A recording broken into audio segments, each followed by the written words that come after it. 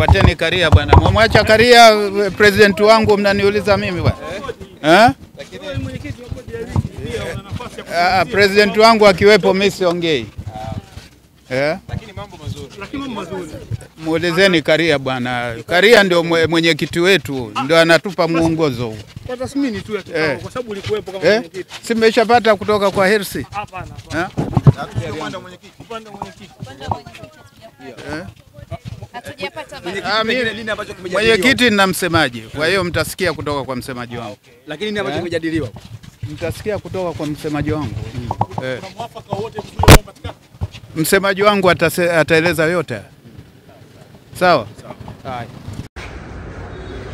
President. Siongee na mtu bwana. Amani president. Kidogo president. Neno lako.